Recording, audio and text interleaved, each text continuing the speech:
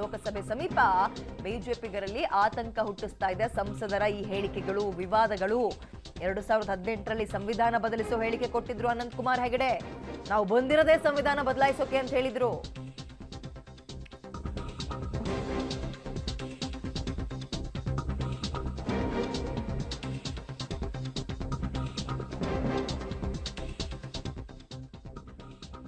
BJP ಪಾಳಯಕ್ಕೆ ಭಾರಿ ಮುಜುಗರ ಮತ್ತು ತಲೆಬಿಸಿಯನ್ನ ಸೃಷ್ಟಿ ಮಾಡ್ತಾ ಇದೆ ಈ ಹೇಳಿಕೆಗಳು.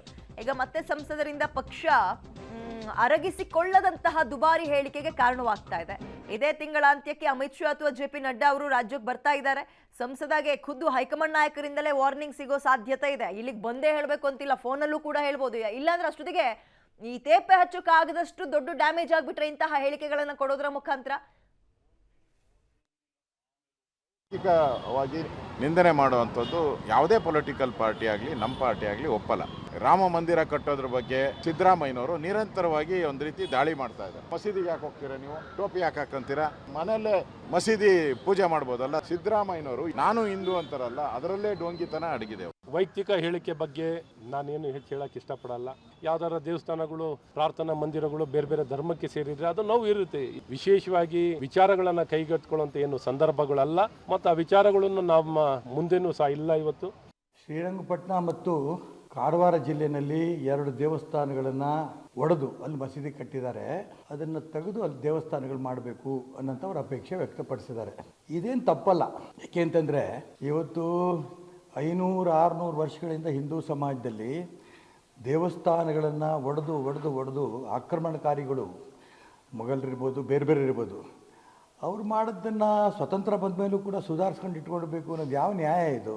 ಆ ಹಿಂದೂಗಳ ದೇವಾಲಯಗಳನ್ನು ಒಡೆದು ಅಲ್ಲಿ ಮಸೀದಿ ಕಟ್ಟಿದ್ದಾರೆ. ಅನಂತಕುಮಾರ್ ಹೆಗಡೆ ಹೇಳಿದ್ದಾರೆ, ಅದು ಅವ್ರ ನೋವು ತೋಡ್ಕೊಂಡಿದ್ದಾರೆ. ಇದಕ್ಕೆ ಎಲ್ಲ ಹಿಂದೂಗಳು ಸಹಕಾರ ಕೊಡಬೇಕು ಅಂತ ನನ್ನ ಅಪೇಕ್ಷೆ. ಈ ಏಕವಚನದ ಸಂಸ್ಕೃತಿ ಶುರು ಮಾಡಿದವರೇ ಸಿದ್ದರಾಮಯ್ಯನವರು. ಎಲ್ಲರಿಗೂ ಏಕವಚನದಾಗ ಅವ್ರು ಮಾತಾಡ್ತಾರೆ. ಅದರ ಪರಿಣಾಮ ನಾನು ಅನಂತಕುಮಾರ್ ಅವರು ಮಾತಾಡಿದ್ದು, ಅನಂತಕುಮಾರ್ ಅವ್ರಿಗೂ ಸಲಹೆ ಕೊಡೋದು ಏಕವಚನ. ನೀವು ಟೀಕೆ ಮಾಡಲಿಕ್ಕೆ ನಿಮಗೆಲ್ಲ ಅಧಿಕಾರದ, ಏಕವಚನದಲ್ಲಿ ಟೀಕೆ ಮಾಡಬೇಡ್ರಿ. ಇದನ್ನು ಅನಂತಕುಮಾರ್ ಅವ್ರಿಗೂ ಸಲಹೆ ಕೊಡ್ತಿದ್ದೇನೆ. ಆದರೆ ಅಟ್ ದಿ ಸೇಮ್ ಟೈಮ್ ಏಕವಚನ ಸಂಸ್ಕೃತಿ ಶುರು ಮಾಡಿದವರು ಯಾರು? ಸಿದ್ದರಾಮಯ್ಯನ ಅಲ್ಲ. ಒಮ್ಮಿಂದೊಮ್ಮೆ ಕೇಸ್ ಮಾಡುವಂಥದ್ದೇನಿದೆ? ಅನಂತಕುಮಾರ್ ಹೇಳೋದ್ರಲ್ಲಿ ಇವರು ಮಾಡ್ತಾ ಇರುವಂಥ ವಿಷಯದ ಬಗ್ಗೆ ಅವರು ಕೆಲವೊಂದಿಷ್ಟು ಟೀಕೆಗಳನ್ನು ವ್ಯಕ್ತಪಡಿಸಿದ್ದಾರೆ. ನಮ್ಮ ಗುರಿಗಿರೋದು, ನಮ್ಮ ಕಣ್ಣು ಮುಂದಿರೋದು ಅಯೋಧ್ಯ ರಾಮ ಮಂದಿರ ಆಗಬೇಕತ್ತಿತ್ತು. ಮುಂದೆ 2 ಗುರಿ ಅದಾವೆ ನಮ್ಮ. ಆದರೆ ಈಗಾಗಲೇ ಪ್ರಧಾನಮಂತ್ರಿಗಳು 2 ದೇವಸ್ಥಾನಗಳ ಜೀರ್ಣೋದ್ಧಾರ ಪ್ರಾರಂಭ ಆಗಿದೆ. ಒಂದು ಕಾಶಿ ವಿಶ್ವನಾಥ ಮತ್ತು ಮಥುರಾ ಕೃಷ್ಣ ಜನ್ಮಸ್ಥಾನ. ಈ 3 ದೇವಸ್ಥಾನಗಳನ್ನು ಮೊದಲು ಭಾರತದ ಸನಾತನ ಹಿಂದೂ ಧರ್ಮೀಯರ ಸ್ವಾಭಿಮಾನ ಸಂಕೇತ 3 ಇದೆ. ಇವು 3 ನಮ್ಮ ಕನಸು ಈಡೇರಿದ ಮೇಲೆ ಇನ್ನೂ ದೇಶದಲ್ಲಿ ಹಲವಾರು ಹಿಂದೂ ದೇವಸ್ಥಾನಗಳನ್ನು ಕೆಡವಿ ಮಸೀದಿ ಕಟ್ಟಿದಂಥದ್ದು ಈ ದೇಶದ ಒಂದು ಗುಲಾಮಗಿರಿ ಸಂಕೇತ ಇದೆ. ಅದನ್ನು ಸಂಪೂರ್ಣವಾಗಿ ನಮ್ಮ ಪ್ರಧಾನಮಂತ್ರಿ ಶ್ರೀ ನರೇಂದ್ರ ಮೋದಿಯವರ ಕಾಲದಲ್ಲಿ ಹಿಂದೂ ಈಗ ಪ್ರಾರಂಭ ಆಗ್ತದೆ. ಸಮಗ್ರ ವಿಶ್ವನೇ ಹಿಂದೂ ಕಡೆ ಹೊಳ್ತದೆ. ಇಲ್ಲೂ ಸಾಕಟ್ಟಿವೆ. ಇಲ್ಲೇ ನಮ್ಮ ನರಸಿಂಹ ದೇವಸ್ಥಾನ ಇದೆ, ಒಂದು ನಮ್ಮ ಈಶ್ವರಲಿಂಗ ದೇವಸ್ಥಾನ ಇದೆ, ನಮ್ಮ ಆದಿಲ್ ಶಾಹಿ ಅನೆಕ್ಷ ಪಕ್ಕ.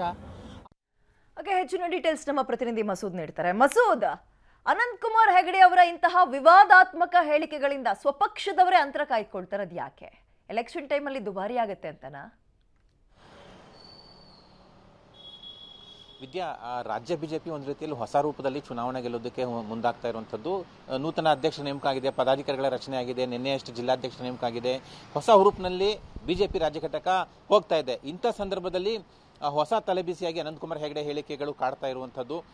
ಮೊನ್ನೆಯಿಂದ ಅವರ ಹೇಳಿಕೆಗಳು ಪಕ್ಷಕ್ಕೆ ಒಂದು ರೀತಿಯಲ್ಲಿ ದುಬಾರಿ ಆಗ್ತಾ ಇದ್ದಾವೆ ಅಂತಲೇ ವಿಶ್ಲೇಷಣೆ ಮಾಡಲಾಗ್ತಿದೆ. ಹಿರಿಯ ನಾಯಕರು, ಅದರಲ್ಲೂ ಯಾರೆಲ್ಲ ಲೋಕಸಭೆ ಚುನಾವಣೆಯಲ್ಲಿ ಪ್ರಾಮಾಣಿಕವಾಗಿ ಗೆಲ್ಲಬೇಕು, 25+ ಸ್ಥಾನ ಗೆಲ್ಲಬೇಕು ಅನ್ನೋ ದೃಷ್ಟಿಯಲ್ಲಿ ಇಟ್ಕೊಂಡಿದ್ದಾರೆ, ಅವರೆಲ್ಲರೂ ಕೂಡ ಒಂದು ರೀತಿಯಲ್ಲಿ ಆತಂಕ ಇರುವಂಥದ್ದು. ಒಂದು ಕಡೆ ಇತರೆ ಭಿನ್ನಮತೀಯರ ಮನವೊಲಿಕೆ ಆಗಿದೆ. ಅವರು ಕೂಡ ಮತ್ತೆ ಮೋದಿ ಅವರನ್ನ ಪ್ರಧಾನಮಂತ್ರಿ ಮಾಡಬೇಕು ಅನ್ನುವಂಥ ಕಾರಣಕ್ಕಾಗಿ ತಾತ್ಕಾಲಿಕವಾಗಿ ಅದಕ್ಕೂ ವಿಜೇಂದ್ರಗೆ ಸಹಕಾರ ಕೊಡಬೇಕು ಅನ್ನುವಂಥ ಮನೋಭಾವದಲ್ಲಿದ್ದಾರೆ. ಆದರೆ ಅನಂತಕುಮಾರ್ ಹೆಗಡೆ ಹೇಳಿಕೆಗಳು ಈಗ ಒಂದು ರೀತಿಯಲ್ಲಿ ಪಕ್ಷಕ್ಕೆ ಡ್ಯಾಮೇಜ್ ತರಬಹುದು ಮಾಡಬಹುದು ಅನ್ನುವಂಥ ಆತಂಕದಲ್ಲಿ ಇರುವಂಥದ್ದು. ಈ ಒಂದು ಇವರ ಹೇಳಿಕೆಗಳು ಸಿದ್ದರಾಮಯ್ಯ ಅವರ ವಿಚಾರವಾಗಲಿ ಅಥವಾ ದೇವಾಲಯಗಳನ್ನು ನೆಲಸಮ ಮಾಡಿ ಏನು ಮಸೀದಿಗಳು ಕಟ್ಟಿದ್ದಾರೆ ಅವುಗಳ ನಿರ್ನಾಮ ಮಾಡಬೇಕು ಅನ್ನುವಂತಹ ಹೇಳಿಕೆ ಆಗಲಿ ಎಲ್ಲವೂ ಕೂಡ ಹೈಕಮಾಂಡ್ ಗಮನಕ್ಕೂ ಕೂಡ ಹೋಗಿದೆ. ಈ ತಿಂಗಳಾಂತ್ಯಕ್ಕೆ JP ನಡ್ಡಾ ಅಥವಾ ಅಮಿತ್ ಶಾ ಅವರು ಕರ್ನಾಟಕ ರಾಜ್ಯಕ್ಕೆ ಬರ್ತಾ ಇದ್ದಾರೆ. ಅವರ ಮುಖಾಂತರವೇ ಅನಂತಕುಮಾರ್ ಹೆಗಡೆ ಅವರಿಗೆ ವಾರ್ನಿಂಗ್ ಕೊಡಿಸಬೇಕು ಅನ್ನುವಂಥ ಚಿಂತನೆಯಲ್ಲೂ ಕೂಡ ಬಿಜೆಪಿ ಹಿರಿಯ ನಾಯಕರು ಇದ್ದಾರೆ. ಸದ್ಯದ ಮಟ್ಟಿಗೆ ಒಂದು ರೀತಿಯಲ್ಲಿ ರಾಮ ಮಂದಿರದ ಅಲೆ ಮೋದಿಯವರ ಪ್ರಭಾವ ಪಕ್ಷಕ್ಕೆ ಪೂರಕವಾಗಿ ಇದೆ ಅನ್ನುವಂಥ ಸಂದರ್ಭದಲ್ಲಿ ಎಲ್ಲೋ ಒಂದು ಕಡೆ ಅದಕ್ಕೆ ಸ್ವಲ್ಪ ಮಟ್ಟಿಗೆ ಡ್ಯಾಮೇಜ್ ಅನ್ನ ಅನಂತಕುಮಾರ್ ಹೆಗಡೆ ಹೇಳಿಕೆಗಳು ಮಾಡ್ತವೆ ಅನ್ನುವಂಥ ಆತಂಕ ರಾಜ್ಯ ಬಿಜೆಪಿಯಲ್ಲಿ ಮನೆ ಮಾಡಿದೆ. ಆ ಹಿನ್ನೆಲೆಯಲ್ಲಿ ಹೈಕಮಾಂಡ್ ಮುಖಾಂತರವೇ ವಾರ್ನಿಂಗ್ ಕೊಡಿಸಬೇಕು ಅನ್ನುವಂತಹ ಚಿಂತನೆಯಲ್ಲಿದ್ದಾರೆ. ಯಾವ ರೀತಿ ವಾರ್ನಿಂಗ್ ಕೊಡ್ತಾರೆ ಕಾದು ನೋಡಬೇಕು. ಜೊತೆಗೆ ಇವರ ಹೇಳಿಕೆಗಳು ಇವ್ರಿಗೂ ಕೂಡ ಒಂದು ರೀತಿಯಲ್ಲಿ ತಿರುಗುಬಣ ಆಗುವ ಸಾಧ್ಯತೆ ಇದೆ. 3-4 ವರ್ಷ ಸೈಲೆಂಟ್ ಆಗಿದ್ದಂತ ಅನಂತಕುಮಾರ್ ಹೆಗಡೆ ಅವರು ಈಗ ಕ್ಷೇತ್ರದಲ್ಲೂ ಕೂಡ ಸ್ವಪಕ್ಷದಲ್ಲೇ ವಿರೋಧಿಗಳನ್ನ ತಾವೇ ಹುಟ್ಟಾಕೊಳ್ತಾ ಇರುವಂತಹ ಸಾಧ್ಯತೆ ಕೂಡ ಮನೆ ಮಾಡಿದೆ. ಒಟ್ಟಾರೆಯಾಗಿ ಇದು ಪಕ್ಷಕ್ಕೂ ಕೂಡ ಡ್ಯಾಮೇಜ್ ಒಂದ್ ಕಡೆ, ಇನ್ನೊಂದ್ ಕಡೆ ಅವ್ರಿಗೂ ಖುದ್ದಾಗಿ ಡ್ಯಾಮೇಜ್ ಆಗುತ್ತೆ ಅನ್ನುವಂತಹ ಚರ್ಚೆಗಳು ನಡೀತಾ ಇದ್ದಾವೆ. ಹೈಕಮಾಂಡ್ ಅವರು ಯಾವ ರೀತಿ ವಾರ್ನಿಂಗ್ ಕೊಡ್ತಾರೆ ಅನ್ನುವಂಥದ್ದನ್ನ ಕಾದು ನೋಡಬೇಕು. ವಿದ್ಯಾ, ಥ್ಯಾಂಕ್ ಯು ಮಸುತ್ತಮಲ ಡೀಟೇಲ್ಸ್ಗೆ. ಒಂದು ಕಡೆ ಅನಂತಕುಮಾರ್ ಹೆಗಡೆ ಅವರ ಹೇಳಿಕೆ ಸ್ವಪಕ್ಷದವರು ಕೂಡ ಅದರಿಂದ ಅಂತರ ಕಾಯ್ದುಕೊಳ್ತಾ ಇದ್ದಾರೆ, ಸಮರ್ಥನೆಗೆ ಮುಂದಾಗ್ತಾ ಇಲ್ಲ. ಮತ್ತೊಂದು ಕಡೆ ಅವರು ತಮ್ಮ ಕ್ಷೇತ್ರದಲ್ಲಿ ಇಷ್ಟೊಂದು ಆಕ್ಟಿವ್ ಆಗಿರೋದು ಸಡನ್ ಆಗಿ ಮತ್ತು ಅವರ ಹೇಳಿಕೆಗಳು ಅವರ ಕ್ಷೇತ್ರದಲ್ಲೇ ಕೆಲವೊಂದು ವಿರೋಧಿಗಳನ್ನು ಹುಟ್ಟಾಕ್ತಾ ಇದೆಯಾ ಅನ್ನೋ ಪ್ರಶ್ನೆ ಕೂಡ ಸಹಜವಾಗಿ ಕಾಡುತ್ತೆ.